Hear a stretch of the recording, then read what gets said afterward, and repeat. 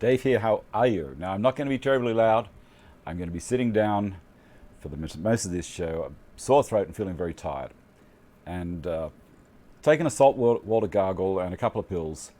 So hopefully I'll be on the mend soon, but I may not be going to work tomorrow. So if anyone was coming in to see me tomorrow, maybe you better check for the week after. Anyway, sorry about that. I'm only human. What can I do? You know. All right, on the show today, let's see if we can kick it up. Dave here, how are you? Today is the 21st of the 7th. Betadine gargle kills virus. Okay, well, I'll have a look at that. But I tend to stick with the old-fashioned, not melodies, remedies. So on the show today, the 21st of July 2019, for us in the advanced civilized part of the world, it is. We're checking the stream is running okay. It looks like it. People are talking to me, so it must be good. All right. Toby, how are you? So what we've got today is I'll show you mine if you show me yours. I couldn't think of anything better to say. We're talking about clamp racks, and of course a heap of people have sent in photos of their clamp rack, and that's fantastic. We'll have a look at my clamp rack as well. For those that haven't seen the video that I released a couple of days ago, it's performing well. It's had 4,500 odd views, which is it's great. I'm happy to start getting back into doing videos again. It's one of those things where I'm under the pump with these other videos that I'm doing for a company, and I really do need to focus on getting my own stuff done as well. And please be patient with me. I'll get them out. It's just they're not going to be as often. All right, haircut, indeed, quite fashionable. What do you think? Movie star. So I'll show you that slideshow that I put together. I promised to put a slideshow together, and I've done it. Jack plane tuning continued. Now this is my timber jack plane. Now this was Arthur's, my great-grandfather, who was a carriage builder for the New South Wales Railways. And I did a lot on it last week, but I've also realized with a jack plane, you really do need to round the edges. Hello. Wait for a second, it'll come back. And I also need to move around a little bit to get this light to stay with me. There we go. It turns off after half an hour. But seeing I'm not very active today, this might happen a couple of times. Okay, so as I was saying, the edges of the blade need to be rounded off a little bit. I could even do this with a camber roller, but I haven't got a camber roller. So I'm going to do some touch up on the edges with my oil stone that, I made this thing, the box when I was an apprentice. So this is, well, I was 16 and I'm in my 60s now. So we'll have a look at that. And I've also got Arthur's oil stone here. And this has seen a lot of use because it's worn all the way down to the actual case. And you can see on the case, it's actually dipping in the center. So he would have sharpened a knife with that. Probably not so much his plain blades, but he would have sharpened a knife like a Stanley knife. I don't think these guys had Stanley knives back then. They just had a very, very sharp knife with a kind of an Arabian kind of swirl on the end. That'd be fun. What's the next thing? So we'll do that very soon. Now I've got a local woodwork group is going to visit the shop here soon. Now, if you're interested in doing that and you're in a local area to me, give me a shout, send me an email, and I'll gladly let you come through and have a look at what I do. And if some people say, oh, the shop looks a whole lot bigger on the web than it does in real life. And that's true. Cameras also always make things look bigger. I'm a very slim fellow. That is not my real tummy. What can I say? It's the TV. Makes you look heavier. I'm not reading a lot down the side here, guys. Now, what have we got? So this is a mob from Penrith Woodworking Club. And they've been here before, and they've got new members, which is fantastic. I really enjoy encouraging people to jump in and see what's possible. They walk into stores and they see all this stuff, and they see that particular woodworking group. Now, it's always good to see someone else's workshop and do some comparisons, as to what you might want yourself. And that's what I'm trying to encourage the younger guys. And they also want to have a look at the CNC machine. And I'll probably fire the thing up for them. They can watch it zap around and do some stuff. But mostly it'll be in this area here, the hand tools, and have a look through Arthur's stuff. This is one of the planes as well. This is another jack plane with a broken handle. And I haven't cleaned this one up at all. That's a project I'll do further down the track. You'll notice also that this one has the handle on the top, the same as my trying plane, not like my other jack plane, which the handle is down low. I'll put it up here somewhere so you can see it, because you can get right down behind it and push hard. And I'll do a little bit of a demo using that before I take the blade out and give it another quick tune. What else have we got? How do you lay out your drawers? Interesting question. So what brought me to that was there was some photos on Facebook. One of the guys had been using Kaizen foam, and he'd gone crazy. You know, I thought I was anal about this kind of stuff, but no, there's other people out there. So he's done all these fantastic cutouts in Kaizen foam, and I want to see how you organize your drawers. So we'll do another fancy slideshow. You don't have to put your name on it. I'm not going to tell anyone your name. We'll just throw up how you organize your drawers. And, you know, it can be an absolute mess like one of mine. Mine is just a junk drawer, and other ones are really well organized. Where I am mostly, they're pretty well organized, because if I'm doing something, I want to be able to find that particular tool or marking implement or pen or pencil quickly. I don't want to have to dawdle.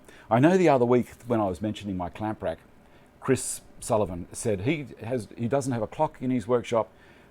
His time is his own there, and he doesn't mind walking around. Well, that's great, Chris. I get that totally, and the other people support you in that. My concern is that if I'm doing a glue up, well, my glue waits for no man. You know, so I have to do things quickly and at certain times. So there you go. And also, you know, I get excited while I'm doing a glue up and clamping up. I don't want to walk away from it because I'm too excited about where I am right over the job. I'm starting to feel a little bit better. A bit of a temperature. Feeling a bit sweaty, but that's okay. Rick steals my containers for small stuff. There you go. Okay, Russ, hey Dave, what is your opinion of the TSO connectors? Their website claims that they will automatically align the tracks when they tighten them down. I have not put a straight edge on them yet, so I can do that soon. But TSO assure me that their revision C, which is the ones that I've got revision A and revision C, they are a company that strive to give you the absolute best. What more can I say? You know, they're dedicated. They have German background, so, you know, German engineering, German or Austrian, sorry, if they're Austrian, but they have that particular desire, just like the guys at Festool, to get it right. That's all there is to it. Okay, what's happening in your shed? We want to see in your workshop, and thank you to everyone to supporting the channel with Patreon. It's the make or break as to whether I do this every Sunday. And I had a new patron come in this week, and you know, it might have been a couple of bucks. What is it, a cup of coffee? Or some Aspros, or some lemon sip that I need to go and buy to continue. Anyway, okay, I'm doing DIY with plenty of time. Also, I do 4 on 4 off roster. Okay, Chris. Late greetings from Newgie, Victoria for Steve Rogerson. So if you can help me out with Patreon, that's fantastic. Now, enough of all of the chat. Let's get into it. If I can pick myself up. I think I can. All right, now I've got the other camera off to the side here. It's just out of sight. I think I've done that one correctly this time. So I'm going to do a transition to this one, and I think I've set the focus on manual. So it's not going to hunt for focus. If I bring my hand up to there or back to there, you're not going to see any hunting. Quick drink. Sorry, it's coffee, it's not tea. Now, let's have a look. This is just a piece of pine that I've got. And I'm going to take a couple of cuts with the jack plane. And you'll see it's really, really, really, really nice. It's just beautiful.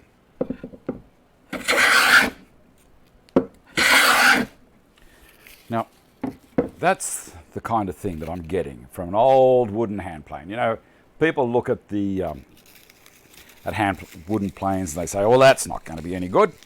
How can it be good? It's not new. Well, the old stuff is fantastic. It works great. So there we go. That's how it works. I'm going to do one more pass, and it's just sitting on the bench. Do you like that? John makes these things up, yellowboxshed.com.au. and it's sitting on my Stanton bench. The bench is not clamped down at all. It's sitting on my little multi-function table underneath, and all that's holding it in place are the legs. And there's another one of these strips. See that Vestal non-friction, grip tape? That's behind the apron, pushing against the bench. So when I do this kind of thing, as they say, it ain't going anywhere. Now that's not a small shaving. That's pretty cool. Okay, now let's have a look. I'm going to use one of these cam clamps as well. So I'm going to put a cam clamp in there and see if that holds it even more. And when I pull the cam clamp tight, it's actually forcing the piece of wood against this stop down the end here. All right, let's see if it works.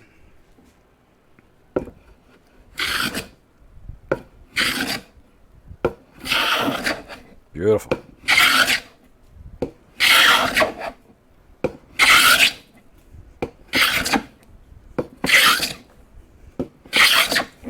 Come on, you can do it. All right. Push the cam back in, and there you go, and there you go. That looks pretty fine, my friends. You know, smoother than sanding. That's beautiful. A little bit rough up here. Now the thing with a jack plane is it needs, I'll see if I can come up to this one, it needs this shape. Or it can be flat and curl up a little bit at the sides on the blade. And I'll show you what I mean. Where are we? Forgive my little as we're going along. So again, we hold on to the iron and the wedge. We give it a tap on the end of the sole. There she goes. And we'll take it out of there. Screwdriver. That, it came up so sharp, I tell you what. The Sorby Pro Edge is just a lovely machine. All right, now I'm going to use this. Now this is my oil stone, and on the bottom you might see it's got tiny panel pins. So how I used to hold it on a timber bench, and I can still do it now, is you drive the panel pin in, then you cut it off with side cutters, and it would leave it slightly exposed, and you push it down like that, and it's not going to slide around. This is an old trick that the tradesmen that I worked under showed me, because that was their job. I was their apprentice, and I had 6 tradesmen that I worked under, you know. Some I got on with, some I didn't. I had a couple. They're probably all dead by now, you know. This is when I was 16 through to 19. But they were good times, lovely people. Do you ever try and catch up with older people from when you were a whippersnapper? It'd be good. It'd be good. It'd be great if they were still alive. You know, but when I was 16, they were, you know, in their 50s and 60s.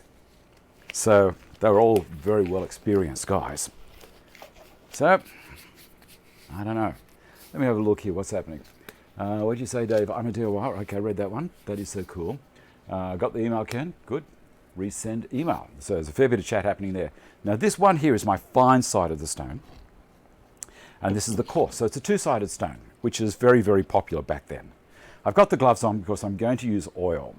Now, back in the day, that's all we used. We never used water stones. The only people that used water stones were people in the nursery.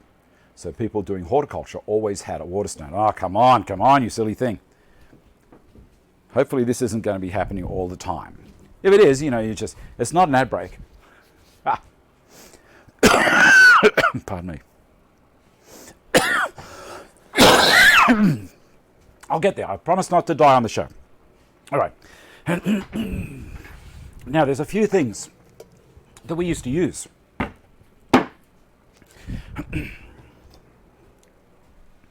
I would use kerosene to clean the stone. And I've got some paper here. So I'll give it a quick clean with this. Some people even use kerosene to actually be the lubricant. I don't. I find it's a little too thin. It's too thin an oil. So give it a rub. It may be clean already because I've always tried to keep this clean. But you can see a little bit of rubbish coming off. All right. Now, a lot of the time, people use WD-40 or they'll use standard machine oil mixed with kerosene. Now, you can also use 3-in-1 oil. Lubricates, penetrates and cleans, but it's probably a little bit of a waste. So I normally use this after I've used kerosene. Sounds like the same bug, eh, Ken?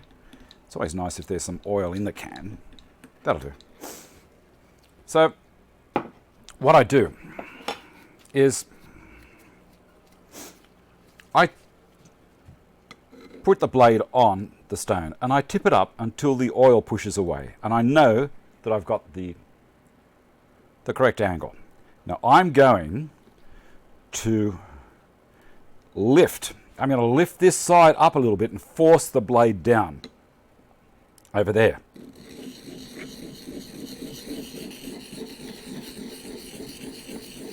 Because I want, it's doing it a little bit, and I'm going to do it on the other side. Actually, if I put the camera around here, you might see it better. Bring the camera up a bit closer, maybe. Yep. How's that? That's going to work all right? So again, bring it up until the oil pushes away. See that? That's where I'm at. Then I tip the blade up to create that camber at the same angle. Whoop, push down a bit harder on there. That's good. Up and then over.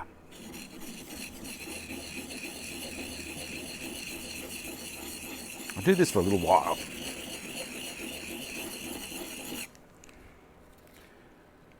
You know what?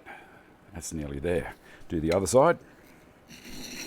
Now the reason we're doing this is because these blades, or this plane, is designed to scallop timber out quickly, and we don't want to leave any kind of flat side to the cut. We're only going to put this in very fine, and so these won't actually be touching. So as it's going through, it's going to leave a kind of a dish on the end of the cut that it does. So we're nearly there.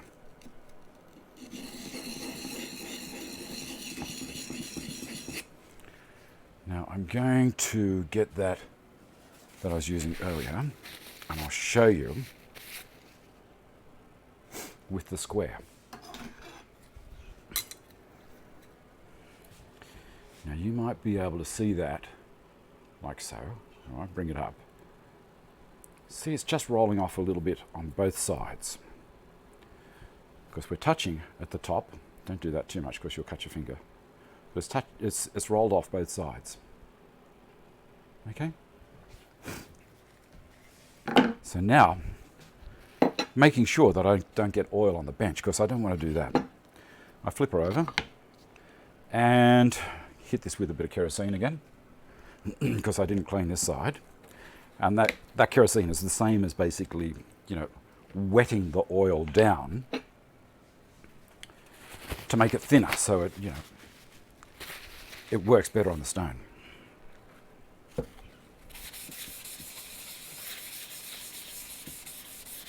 Bit more. Now, it might not be a very exciting show, but it's just one of those things that this is something that everyone can do. I'm very, very conscious about doing things that people haven't really got the same gear. Everyone's at a different point along their timeline as to accruing precious tools to adorn their workshop. Now, your wives will totally understand, and you girls out there as well who are this way inclined, and your husbands think you're crazy, or your partner, should I say, thinks you're crazy. I understand. Dave understands, even when he's sick. Okay, so I'm going to tip this up and tip it over again, and I'm going to do a figure 8 this time. And on the other side, we should put a bit of oil on there, David. We just went with the kerosene, didn't we? Okay. Pull it back a little and tip until it rolls. There she goes. That was a good marker for me. Oh, it's slipping a whole lot better now too. Okay, and this side. Okay, and we're going to do a little bit of a rub on the back.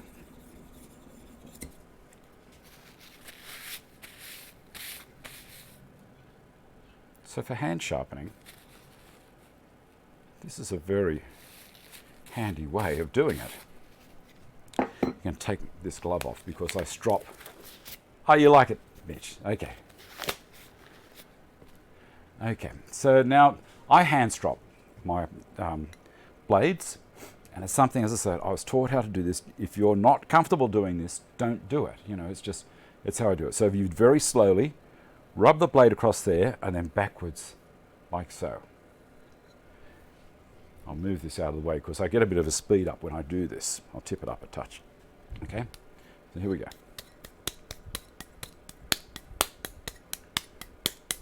So I'm not really holding this hard.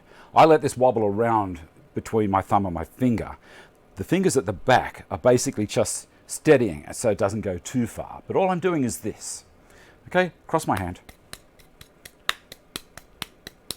Now here's something else. Never, ever, ever, ever, never try and shave your arm or your hand with a blade.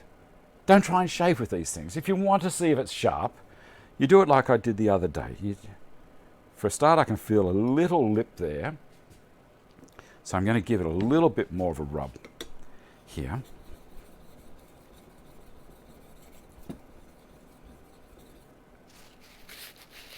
And take the oil off. Now the reason they don't use oil stones these days very much, you know, a lot of people still do, but a lot of people don't, is because that needs to go on the buff. Because it stains the timber. Okay? Used to do it with teaspoons. I guess it's the same as leather, Dave. Indeed, Brendan. So I don't even watch. It's because I've done it all my life. My hands have got what's called muscle memory. They know what they're doing. I don't even watch it. Don't try and do this to impress someone. I'm just feeling up the back there.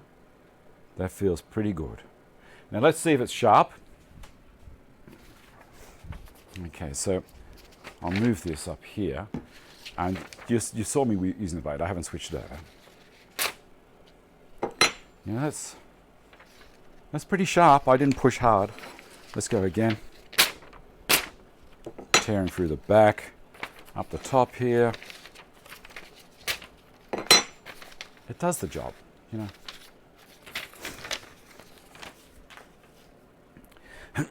Okay, now I have that round on there. Let's get the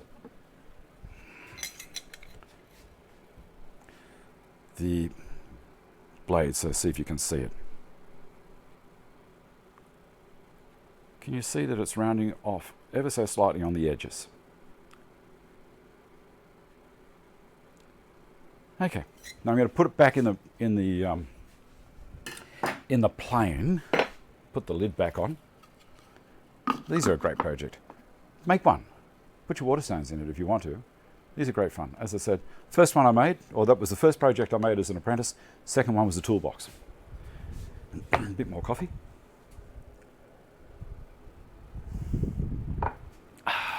Now, let's have a look at putting it in the plane. All right, as I said the other day, Arthur has this shim that he put in there. Oh, and also that fillet. So this fillet here apparently is a hardwood piece. And I was told the bottom of the mouth of the sole of the plane often used to wear out from the timber that was on there. See, this is a secondary piece of timber. You might see that is another piece. You can probably see it better there. So that's the base plate that's on the timber plane itself. And so on that base plate, they would cut this out, and that's a wedge going skinny out to fat that way. And also it's dovetailed this direction and this direction, so it didn't lift. And there was a little bit of glue in there, so I tapped it out. I put some new glue in, and I gave it a little rub on some sandpaper just to flatten it out. and get it perfect. Now he's also got this shim. So I'm not about to argue with Arthur because he was a much better carpenter than I'll ever be, or joiner. And we need to put the backing iron back on. And we do this simply by, there's the screw on the backing iron, the clamping screw, and we turn it around with the blade way up past the top of the backing iron. The reason being, we don't want to damage the blade as we rotate it.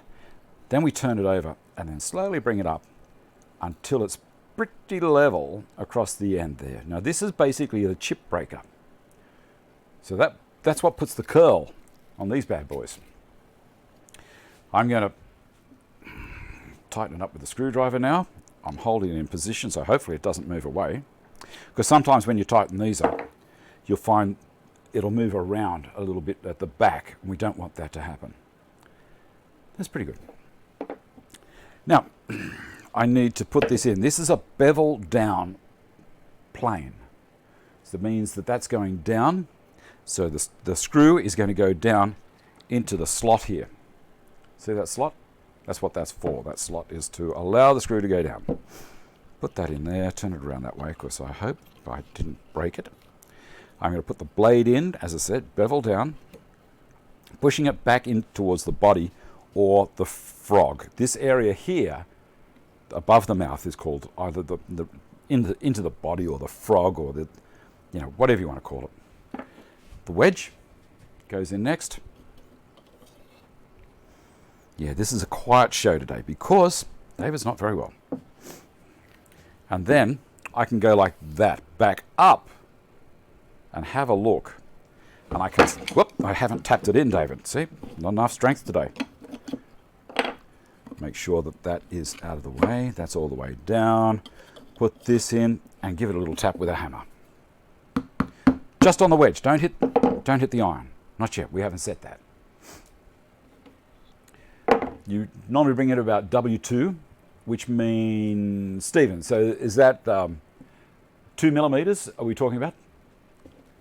Okay, so I'm going to roll her over, and I can see that the blade is sitting proud on one side, but it's not sitting proud on the other, which means I have to tap the blade here, that direction, and that will turn it for me this way. Now the thing is to get it so that it's not even actually coming through. Then we test.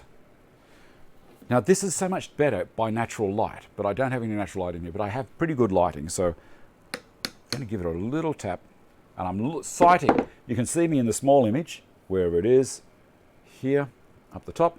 You can see me in the small image looking straight down the plane, down the foot, and that is out way too far. But as I'm rolling it, it's not taking it back enough.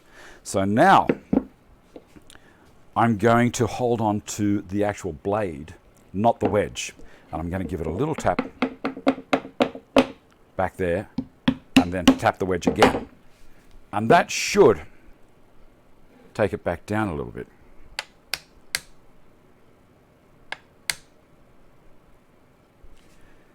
So don't take my word for it. If you guys have been doing this for a million years, you're probably going to be better at it than I am. It's just, this is how Dave does it. Very carefully looking down. Now that's not bad. Let's see how it goes. Again, I can put mine down on the bench here because I've got the Festool grip strip there on the surface, so it's not actually touching the wood. But it wouldn't worry it really on the wood. It's neither here nor there. All right, let's have a look at this. Let's put this bad boy here, in here. Move the oil out of the way over to there. Let's see if it's going to cut. It might be cutting too much in one pass. Let's bring this, if I've got enough length on the cable, I might be able to bring that to there so you can see it a little bit better. Don't worry about the monitor. There, how's that? All right, so there's the timber. Here's the plane. Pardon me. Okay, promise not to die. Okay, here we go. That's way too much. But what a great shading. Hey, look at that. It needs to be backed out. It needs to be backed out a little bit. So let's do that. Why not? It's only 1/2 past. We got plenty of time. So I'll take it out, tap it back. I'm going to pull the blade up just a little. Maybe this is what you were talking about, Stephen. Wedge in. Oh, that's better. That's a whole lot better. I don't think it's even going to touch it this time. No, nothing. So now I can give that blade ever so slight tap. How's that? Nope. Another little tap. Now, sometimes it's better to give it a tap while you're just looking straight down. That might be there. Nope.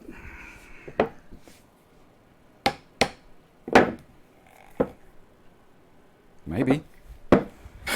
Yes. So that's touching one part only. So I need to look at where that blade is. I can see it coming out this corner here.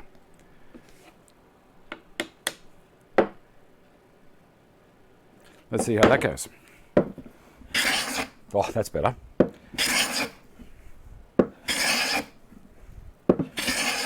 But it's not all the way yet. Let's give her a little bit more down. Only a touch. You know, it'd take a while across a little.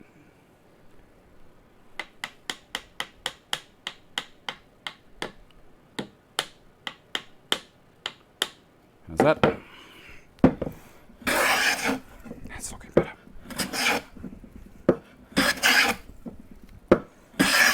Yes, yes, yes.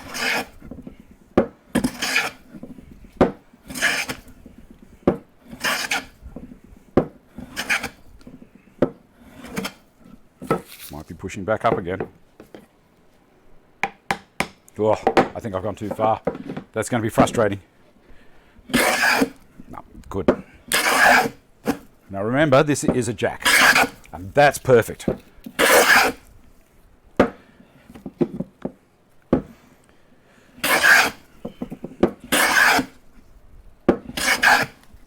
I love it. Love it, love it, love it. That's perfect. All right. Sounds better indeed. G'day, Dave. How are you, buddy?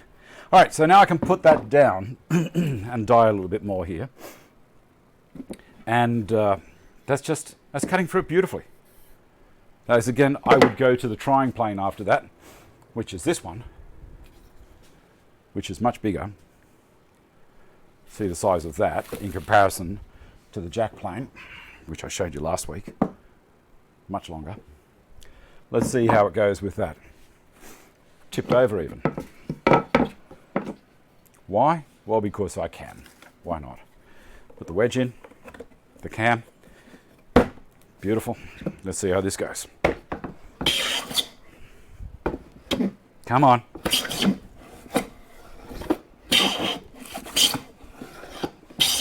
That's better.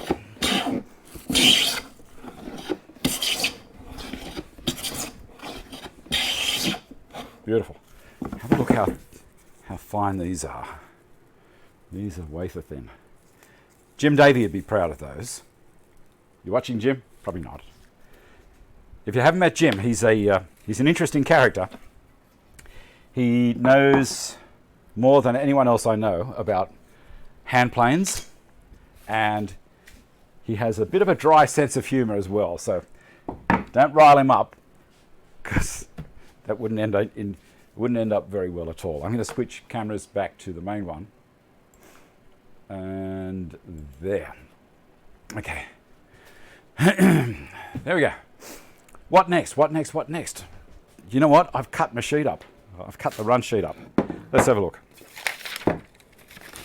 All right, let's have a look at everyone's clamps, and then we'll go over to my clamp rack as well. I'll move this camera out of the way so it's over there ready. As I say, the Stanton bench is a nice unit. I like it a lot. I use it all the time. And I got a couple there if anyone wants to get some. down in the description box for the links if you want one. And I'll post one out for you. Let's have a look. All right. Where's the chair? Coming back. Okay, Steve, do you find the Stanton bench puts the wood up a little too high for efficient hand planing? Interesting question there, Steve. Now, the thing is, I designed this bench for people who live in home units or, you know, in a standard house, but it is too tall to go onto a standard workbench. It is perfect to go onto a dining room table. That's the market that I've mainly aimed this at. Dining room tables are normally around 770 millimeters tall, and then when you add the height of this, you're coming up very close to being 900 millimeters again. So what you do, the sign isn't here, is it? So perfect height for a bench is your wrist. Now you can see that's pretty close because all of these benches here are the same height as my table saw. Arthur's bench over here is slightly taller. So I think my table saw is about 840 millimeters tall. It's lower than a standard workbench. So there you go. That's the height. Now it's possibly around 2 to 3 inches too tall on this setup. But as I say, on a kitchen table, dining room table, a study desk, this is perfect. It's, as I say, it's designed for someone who doesn't have that space that I've got. You know, I'm very fortunate. It undoes, you unscrew the legs, and you can put one on top of the other, slide it under a bed, and it's out of the way. You know, it's such a handy little bench. If someone doesn't want to spend the money on something like an MFT3 or other, you know, massive benches that are out there, if they haven't got the dollars, as I say, this thing's around just under $500 Australian, which is what, 20 cents US. Anyway, John made you some short legs. That's a smart move. All right, now what are we going to do? We're going to have a look at this clamp rack slideshow. Now I told you, or I asked everybody to send some photos in for me of your clamp rack, whether it's a beautiful one on the wall or whether it's just junk in a drawer or in a cupboard, and I got a massive response. So I built the slideshow, I put some music to it, and here we go. You ready? Here we go now.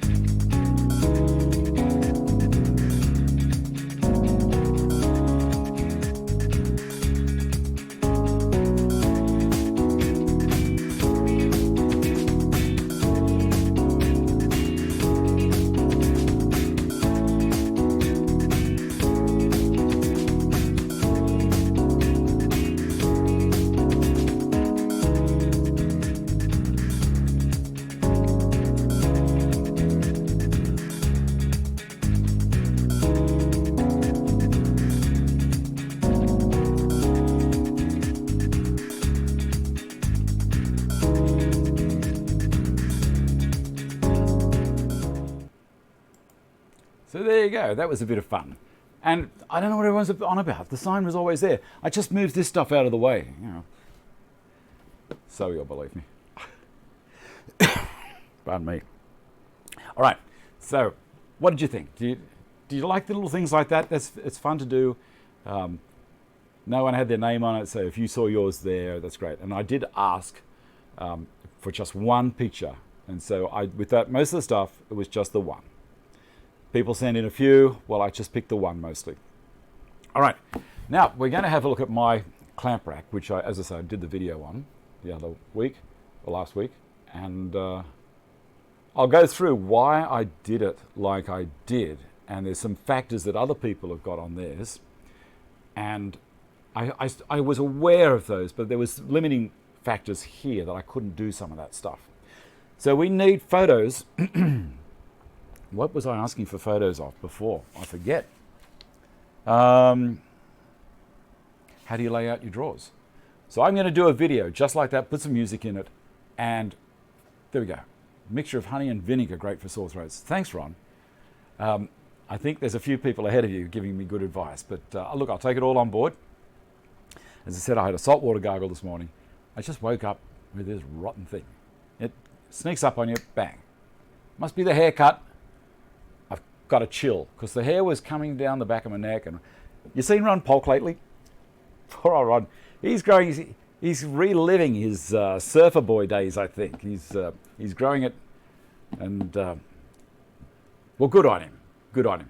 Vegemite and boiling water. Why not? Okay, I'm going to switch the camera over to there, and we're going to have a look at why I've done things. Come around this side. We've still got sound happening? Yep, looks like it. I'll spin this monitor around so I can see what's going on at the same time, and then I might even be able to adjust. Ron looks like a Dutch boy logo man these days, with a teaspoon of cement. For me to toughen up, eh? Yeah, I'm sooking. I'm being a big sook.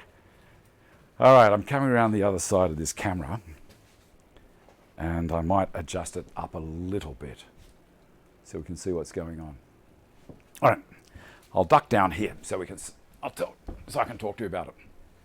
Now, the whole thing with this setup was to bring the top layer of clamps forward so they didn't bounce around on the front of the shelf in the next layer down. I do know that there's a fair few people will actually cut a slot here. Let's take those two out. They'll cut a slot there and have this back on the same line, and the spine of this clamp will come down through here. Now the thing is, plywood is probably going to be okay, but if you start using solid timber like pine and having the timber running this direction, you're going to lose a lot of strength, because I can snap pine just by my hand.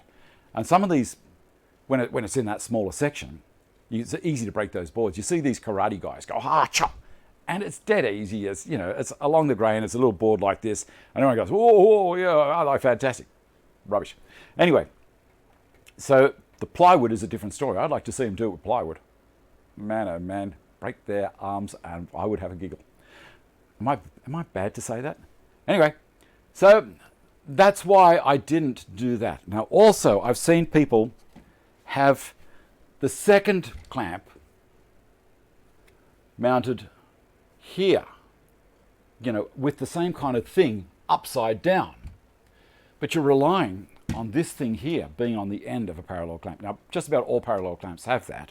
It stops the end rocking around while you've got a clamp up happening, which allows the head to travel up and down the spine without, you know, catching on things.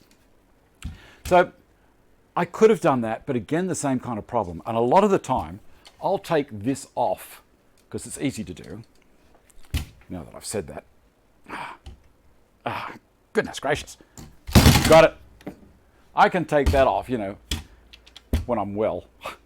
And that there is designed, that hole is designed to hold that little block on, but it's also designed to put another clamp from the other end going that way with the head either end to give you full length, and that's a joiner. Now I'm not going to do it, but I'll give you an idea. You know, this is a 1250 clamp. I can get 1250 in between the heads. I can get 1320 because you can get an extra 70 millimeters more than what it's stated at, so nearly 3 inches more than the stated opening space on the clamps, on all parallel clamps. Borer's clamps, I noticed the other day, Borer's clamps have got a couple of things that are a little bit different to these ones. For a start, the top jaw of the clamp head is tilted down. Now that's designed to accommodate any flex in the spine, which is a great idea. But if you're clamping up nice and tight, it's not a great idea. Also, the head here comes down a whole lot further. So I'd be in trouble up here. I'd have to lower this rack down a lot to be able to get in. I may not have been able to. I would have had to pull my clamp rack down and all that kind of stuff. The other thing is, if I was to put this in this way, I'm already on the ground. I would have had to have put another shelf above the heads of the clamp to put this in, and I don't have the space. So again, I considered just about everything that was available and how to do it. And this ended up being, for me, the easiest way. I need to have a look at that. So that's going around that way. That's going that way. That goes on there. And then this goes up there. And I did mark all the spaces in there, so I know where they I know where they all go. So yeah. So they're the reasons behind this particular one. If I was to do it again, I would have extended this shelf out to here to be able to take more of these or more of the Craig clamps, because the Craig clamps are fantastic. You've got the face clamps, you've got corner clamps, you've got all sorts of clamps, and I would have done that. I'm not getting up very much, well, am I? Anyway, so over on this side, I would have done that. This area here, I would have brought this forward and taken it along there and make these slots really long.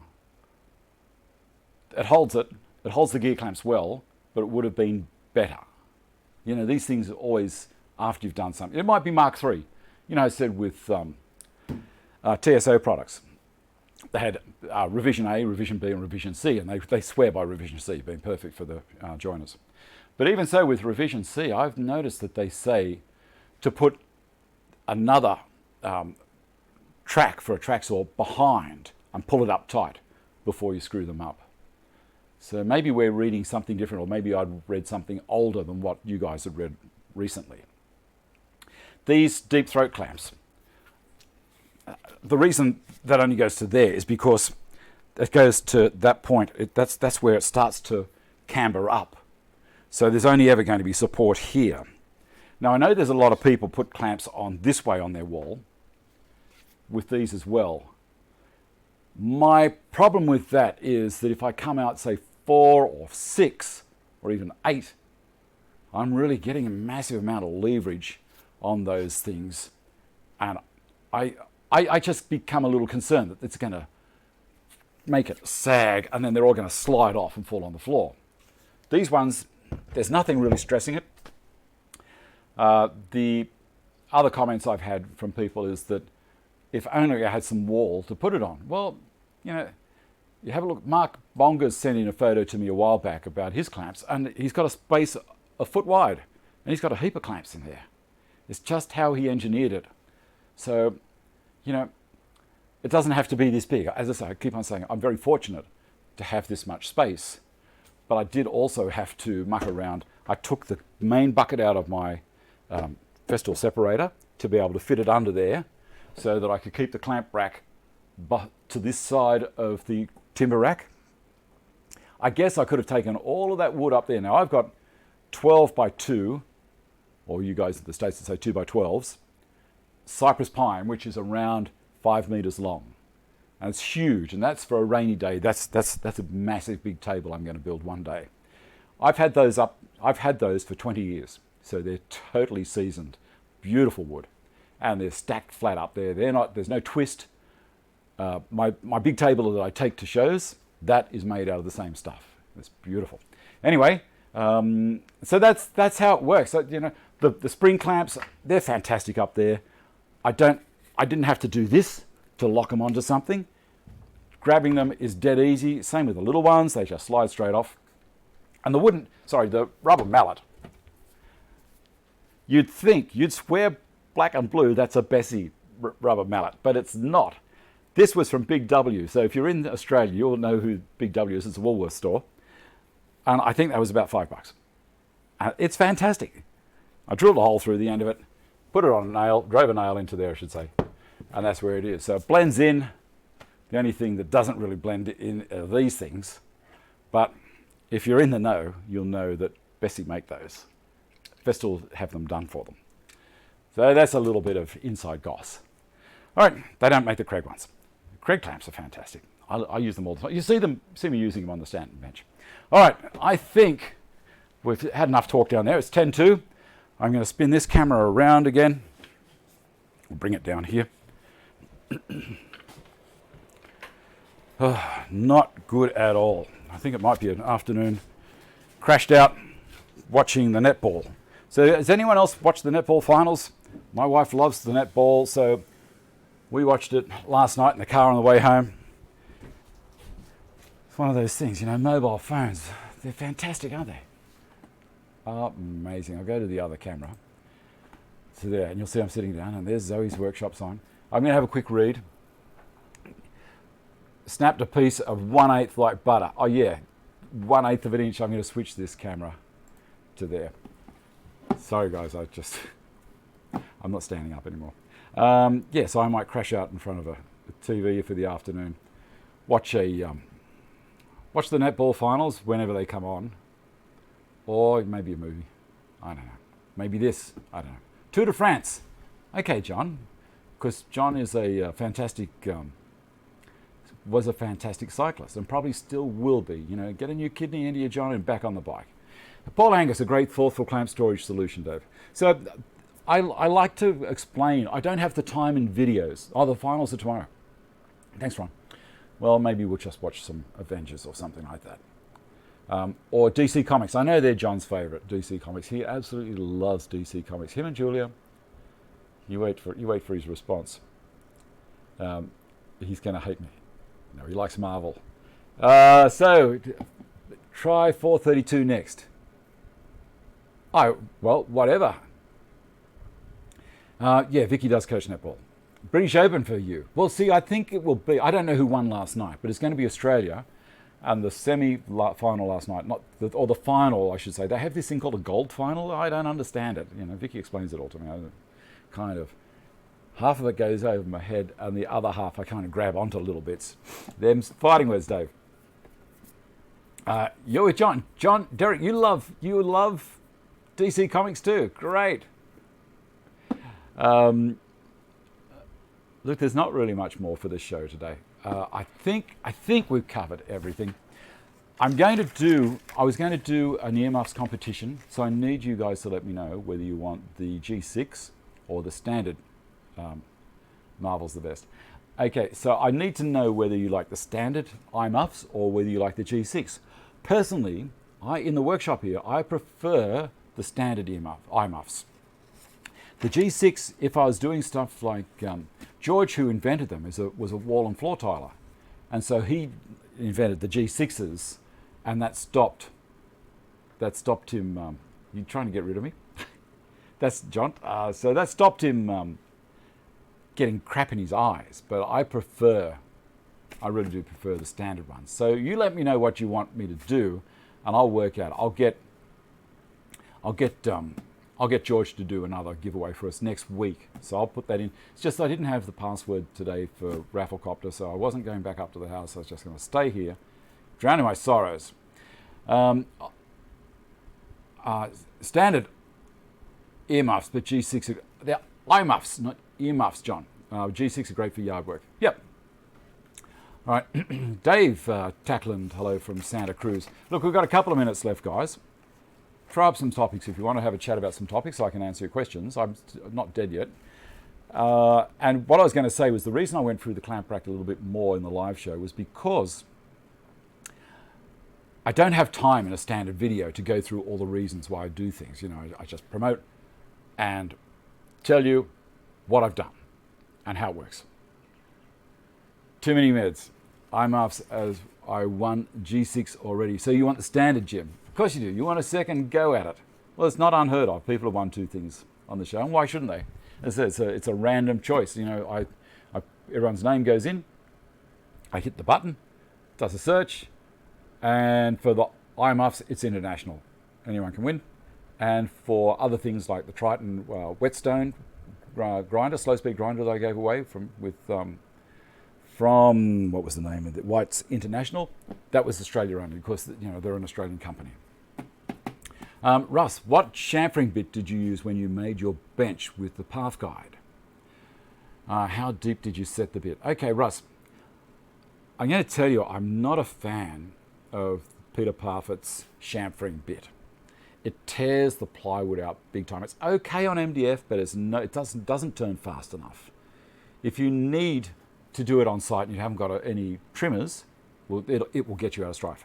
I set my trimmer, like my little DeWalt trimmer, with a 45-degree chamfer bit with a bearing on it, a following bearing.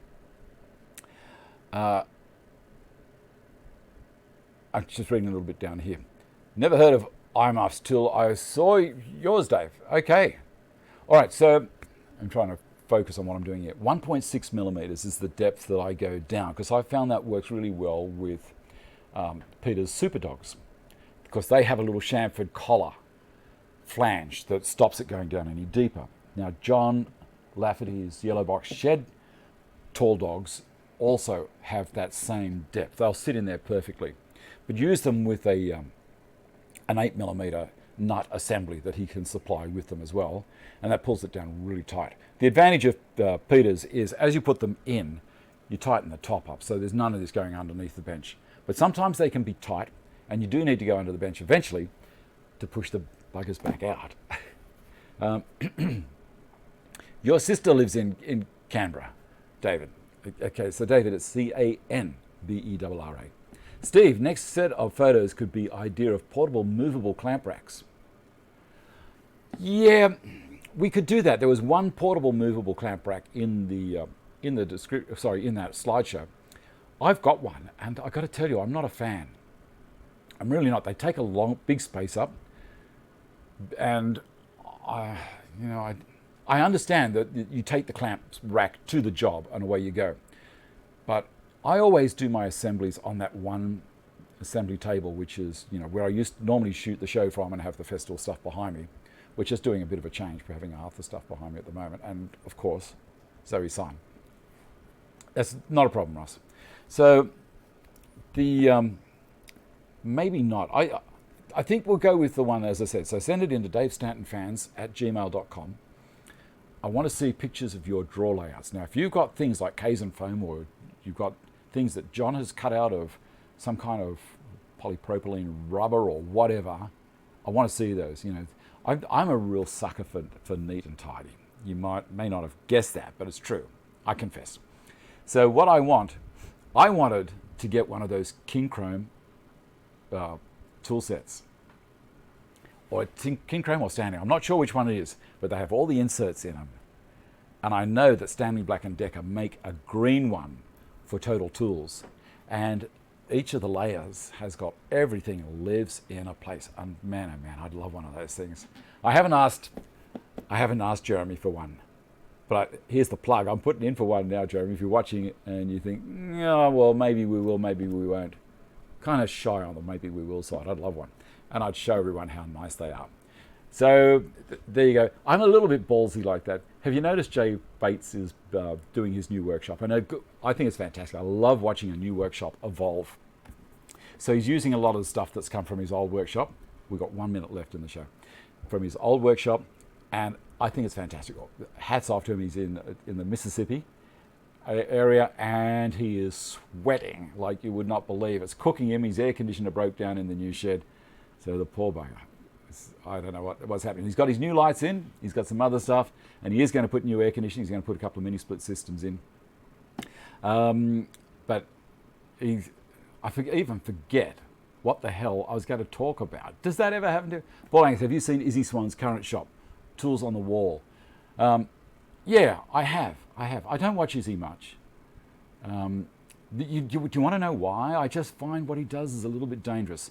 He's got a lot of people watch, and he very rarely uses any guards on his table saw or anything like that. And he's just a little bit too gung-ho for me.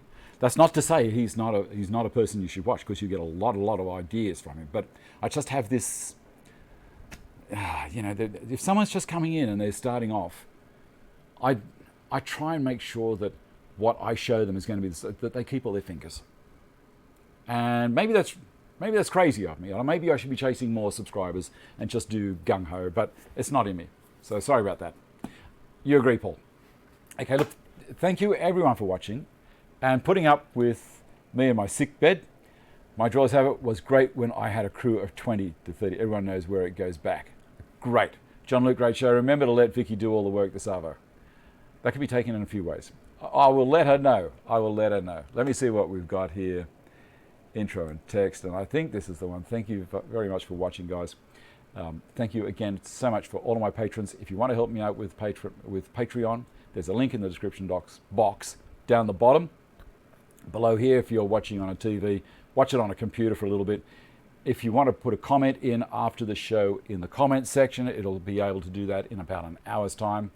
Share the show around, share the love, and I shall see everyone next week. Look after yourselves. Be nice to each other. See you later.